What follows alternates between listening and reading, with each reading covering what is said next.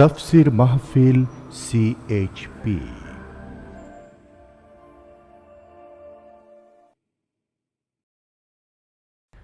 আসসালামু আলাইকুম। ইসলামী সমাজ কল্যাণ পরিষদ চট্টগ্রাম কর্তৃক আয়োজিত 5 দিনব্যাপী ঐতিহাসিক তাফসীরুল কোরআন মাহফিলের 25 বছর পূর্তি উপলক্ষে আয়োজন করা হয় বিশাল ওলামা সমাবেশের। সমাবেশে এখন বক্তব্য রাখছেন বিশ্ববরেণ্য মুফাসসিরে কোরআন আল্লামা দেলাওয়ার হোসাইন সাঈদী। শব্দধারণ মাহসিন সাউন্ড সিস্টেম। প্রযোজনায় CHP, পরিবেশনায় স্পন্দন অডিও ভিজুয়াল সেন্টার। শুধু তাফসীর মাহফিল CHP চ্যানেলে এখন আল্লামা সাঈদীর সেই মূল্যবান আলোচনা দেখতে পাবেন।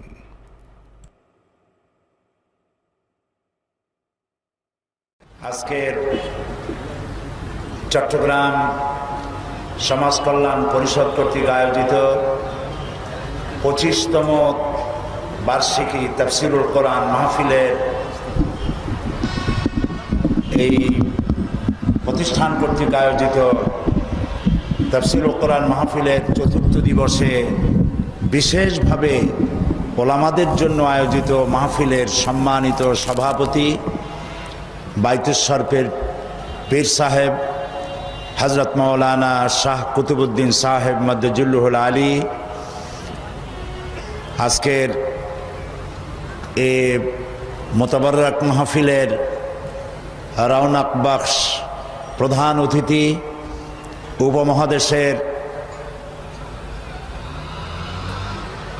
ইসলামী জাগরণের পুরোধা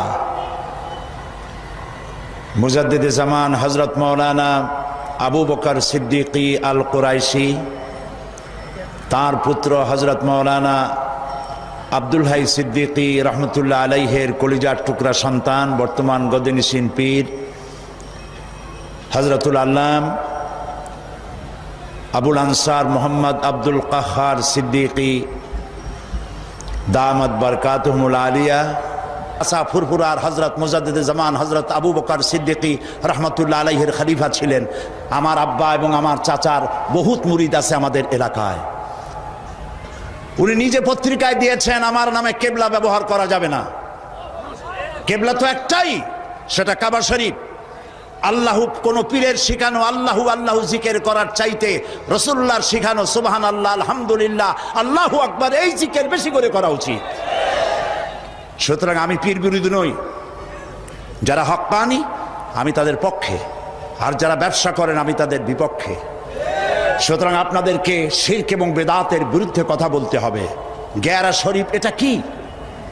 ইয়া আব্দুল কাদের জিলানী শাইয়ান লিল্লাহ, নাউযুবিল্লাহ মিন যালিক, এই সমস্ত পড়া হচ্ছে। হযরত আব্দুল কাদের জিলানী রহমতুল্লাহ আলাইহির নামে দরুদ বানানো হয়েছে। এই মঞ্চে আমি বলেছিলাম, আজকে যদি বড় পীর সাহেব কুতুবে রব্বানী মাহবুবে সুবহানী শেখ মহিউদ্দিন আব্দুল কাদের জিলানী রহমতুল্লাহ আলাইহি বেঁচে থাকতেন, এই গেরা শরীফ যারা করে জুতা দিয়া মুখের উপরে তিনি পিটাতেন। সুতরাং বেদাতকে ছেড়ে দিতে হবে, বেদাতের বিরুদ্ধে বজ্রকণ্ঠ হয়ে জীবন দিয়ে কথা বলতে হবে। তাওহীদের পক্ষে কথা বলুন, শিরকের বিরুদ্ধে আর বেদাতের বিরুদ্ধে কথা বলুন। সেই সাথে আমি 5টি কথা বলতে চাই যা আপনারা করবেন। আপনারা জানেন, জানা কথাগুলি স্মরণ করিয়ে দিই। তাওহীদ প্রতিষ্ঠার পক্ষে কথা বলুন, শিরকের বিরুদ্ধে বেদাতের বিরুদ্ধে কথা বলুন, এবং নারীর অধিকারের কথা বলুন। কারণ আজকে বলা হয় ইসলাম নারীকে পর্দার মধ্যে ঢুকাইয়া তাদেরকে অধিকার থেকে বঞ্চিত করেছে। না, পৃথিবীতে ইসলাম নারীকে যে অধিকার দিয়েছে এই অধিকার পৃথিবীতে কেউ দিতে পারে নাই। পাশ্চাত্য নারীকে পুরুষ বানাইয়া নারীর অধিকার দিয়েছে, আর ইসলাম নারীকে নারীর মর্যাদায় রেখে পুরুষের সমান অধিকার দিয়েছে। আমি সে কথা আগামীকাল রাত্রে বলবো এখানে ইনশাআল্লাহ। সুতরাং নারীর অধিকারের কথা বলুন, অমুসলিম নাগরিকদের অধিকারের কথা বলুন। ইসলাম যে অমুসলিম নাগরিকদের ব্যাপারে কথা বলেছে, সাম্প্রদায়িক সম্প্রীতির কথা বলেছে, সে কথাগুলিও আপনারা বলুন। এবং নিজের জ্ঞানকে, এইসব কথা বলার জন্য নিজের জ্ঞানকে শানিত করতে হবে, নিজের জ্ঞানকে সমৃদ্ধ করতে হবে। কিতাবুত তাওহীদ পড়ুন, আকীদাতুত তাহাবিয়া পড়ুন। নিজে আকীদা কেমন হওয়া উচিত, রাসূলের প্রতি, সাহাবায়ে কিরামদের প্রতি এবং আল্লাহর ওয়াহদানিয়তের প্রতি, তার জাতের প্রতি আকীদা কেমন হওয়া উচিত, এসব কিতাবপত্র, হাদিস, কোরআন বেশি করে পড়ে মানুষের কাছে এই কথাগুলি আমরা যত বেশি বলতে পারবো ততই আমাদের জন্য কল্যাণ হবে।